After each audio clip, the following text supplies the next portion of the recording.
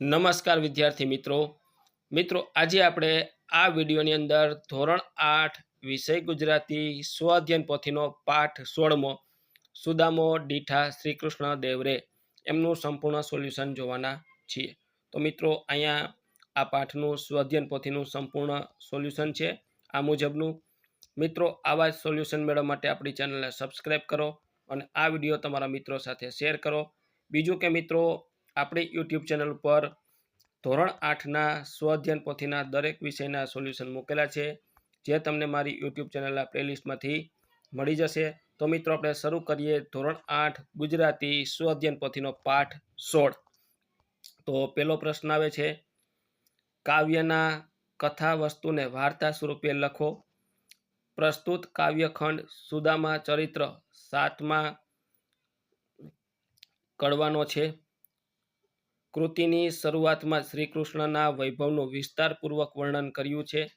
શ્રીકૃષ્ણની પત્નીઓ તેમની સેવા ચાકરીઓ કરે છે।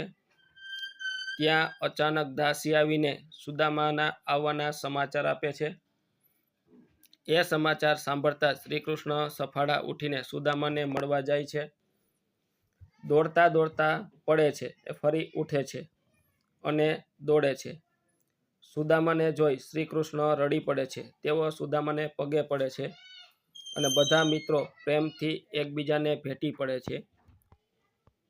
આગળ એમનો જવાબ છે, શ્રીકૃષ્ણ સુદામાના હાથમાંથી તુંબી પાત્ર લઈ લે છે। વાકા બોલી સત્યભામા કહે છે કે આવા શું શ્રીકૃષ્ણના મિત્ર હશે? ત્યારે શ્રીકૃષ્ણ કહે છે કે તમે હરિભક્તને ઓળખતા નથી। શ્રીકૃષ્ણ સુદામાને આસન પર બેસાડે છે અને પોતે ઊભા રહી સુદામાને વાયરો નાખે છે। આમ આ કાવ્યખંડ સત્યભાવ અને અતિથિભાવનું ઉત્તમ ઉદાહરણ બની રહે છે। ત્યાર પછી પ્રશ્ન બીજો આવે છે, પાત્રોના મુખે બોલાયેલા બે સંવાદો ગદ્ય સ્વરૂપે લખો। એમાં દાસી, બારણે એક બ્રાહ્મણ ઊભો છે। બીજું, મેં બધા ઋષિઓને જોયા છે ને નારદજી નથી, નથી દુર્વાસા, નથી અગસ્ત્ય ઋષિ। બીજું આવે છે શ્રીકૃષ્ણ, એ તો મારો બાળપણનો મિત્ર સુદામા છે, મારા જેવા દુખિયાનો વિસામો છે। બીજું, તમે પ્રજા થાળ તૈયાર કરો, આજે હું રાજ્યાસન ભોગવું છું, તે એ બ્રાહ્મણના પુણ્યનું ફળ છે। ત્યાર પછી સત્યભામા, આવી શું મિત્રચારો હશે? આ શું ફૂટકા મિત્ર સુદામા છે? બીજું, ભગવાન શ્રીકૃષ્ણ આને જોઈને શું આમાં દોડ્યા હશે? તેમની નાનપણની માયા પણ ભલી છે। પ્રશ્ન 3, પ્રશ્નોના જવાબ લખો। શ્રીકૃષ્ણ શા માટે અધીરા થઈ દોડ્યા? શ્રીકૃષ્ણને દાસી સમાચાર આપે કે આપણા બારણે કોઈ બ્રાહ્મણ આવીને ઊભો છે, જે તેનું નામ સુદામો છે એવું કહે છે। આ સાંભળીને શ્રીકૃષ્ણ અધીરા થઈને દોડવા લાગ્યા। ત્યાર પછી બીજું, શ્રીકૃષ્ણ સુદામાને આવકાર માટે સ્ત્રીઓને શી તૈયારી કરવા કહે છે, કેમ? શ્રીકૃષ્ણ સુદામાને આવકારવા માટે સ્ત્રીઓને પૂજાથાળ તૈયારી કરવા કહે છે, કેમ કે તેઓ કહે છે કે હું જે આ રાજ્યાસન ભોગવું છું તે આ બ્રાહ્મણનું પુણ્ય છે। ત્રીજું, સુદામાને લેવા જતા શ્રીકૃષ્ણને જોઈ પટરાણીઓ શું વિચારે છે? સુદામાને લેવા જતા શ્રીકૃષ્ણને જોઈ પટરાણીઓ વિચારે છે કે શ્રીકૃષ્ણના મિત્રો કેવા હશે, એ કેવો સ્નેહ હશે, તેમનો તેમના દેહ પર કંદર્પ કોટી કોટી હશે।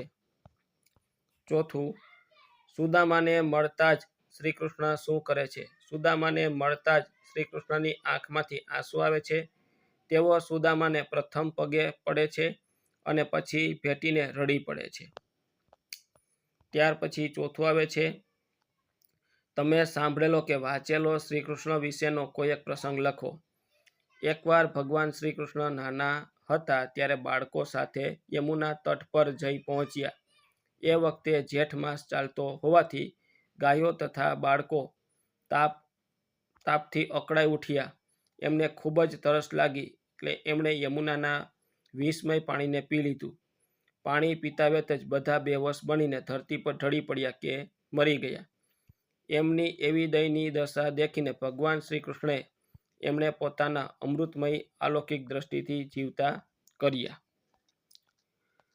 પછી તેમણે કાલિયા નામના વિસ્મય પ્રભાવમાંથી યમુનાને મુક્ત કરવાનો દ્રઢ સંકલ્પ કરી કદેલ વૃક્ષ પર ચડી ગયા અને યમુનાના વિસ્મય પાણીમાં કૂદી પડ્યા. તેનો અવાજ સાંભળીને કાલિયાનાગ બહાર આવે છે. શ્રી કૃષ્ણ અને કાલિયાનાગ વચ્ચે યુદ્ધ થયું. કાલિયાનાગની પ્રાર્થનાથી શ્રી કૃષ્ણ નાગને છોડી દીધો અને તેમને પોતાના પુત્રો અને સ્ત્રીઓ સાથે યમુના તટને છોડીને સમુદ્ર જવાનો આદેશ આપ્યો. ત્યાર પછી પ્રશ્ન 5 આવે છે. કોષમાંથી યોગ્ય શબ્દ પસંદ કરી ખાલી જગ્યા પૂરો. એમાં પેલું, નળમાંથી ટપક ટપક પાણી ટપકતું હતું. બીજું, શેઠ દરરોજ આવક જાવકનો હિસાબ માંડે છે. ત્રીજું, વાંદરાઓ ઝાડ પર કૂદાકૂદી કરતા હતા. ચોથું, મને ગરમા ગરમ જમવાનું જ ગમે છે. પાંચમું, તેમણે લગ્નમાં આવવાનું આમંત્રણ ઘેર ઘેર આપ્યું. છઠ્ઠું, પોલીસ ઘરનો ખૂણે ખૂણે ખૂંદી વળી. સાતમું, બેસવા માટે ખુરશી બુરશી છે કે નહીં. આઠમું, ચોમાસામાં ખેતરના રસ્તે પાણી પાણી થઈ જાય. નવમું, નદીનું પાણી ખડખડ કરતું વહેતું હતું. 10મું, દીકરાને ઝાંઝરનો રણઝણ અવાજ સંભળાયો. પ્રશ્ન 6, નીચેની પંક્તિઓને ગદ્ય સ્વરૂપે લખો. ચંગ મૃદંગ ઉપંગ ગાજે રે, શ્રી મંડળ વીણા વાજે રે. જવાબ, મુખેથી વગાડવાનું વાજવું બંને બાજુથી વગાડી શકાય તેવા મૃદક, ઉપંગ જેવા વાદ્યો, તંતુવાદ્યો, વીણા જેવા વાદ્યના અવાજ આવે છે. બીજું, બોલી સાહેલી શીશ નામી રે, દ્વારે દ્વિજ ઊભો છે સ્વામી રે. શ્રી કૃષ્ણની દાસી શીશ નમાવીને બોલે છે કે બારણે એક બ્રાહ્મણ આવ્યો સ્વામી. ત્રીજું, શેરીએ ઊભા થોકે થોક રે, તેને જોવા મળ્યા બહુ રોલ રે. સુદામાને જોવા શેરીએ ઘણા લોકો ઊભા રહે છે. ચોથું, ઢળી પડે વળી બેઠા થઈ રે, એક પલક તે જુગ વહી જાય રે. શ્રી કૃષ્ણ દોડતા દોડતા પડે ને વળી ઊભા થાય છે. તેમણે શ્રી કૃષ્ણને મેળવવાની એક એક પળ વર્ષો જેવી લાગે છે. પ્રશ્ન 5, પછે મુખ અનન્યો જુએ રે, હરિના આંસુ ઋષિજી લુહે રે. પછી શ્રી કૃષ્ણ અને સુદામા એકબીજાની સામે જોઈ રહે છે. સુદામા શ્રી કૃષ્ણના આંસુ લૂછે છે. છઠ્ઠું, બેસાડ્યા મિત્રને સૈયા ઉપર, ઢોળે વાય હરી ઊભા રહી. શ્રી કૃષ્ણએ પોતાના મિત્રને આસન પર બેસાડ્યા અને પોતે ઊભા ઊભા વાયરો નાખે છે. ત્યાર પછી પ્રશ્ન 7 આવે છે. નીચેના વાક્યોમાંના રેખાંકિત શબ્દ સમૂહો માટે એક શબ્દ મૂકી વાક્ય ફરીથી લખો. એમાં પેલું છે, સત્યભામા કટાક્ષમાં બોલનારી પટરાણી હતી. સત્યભામા વાંકા બોલનારી પટરાણી હતી.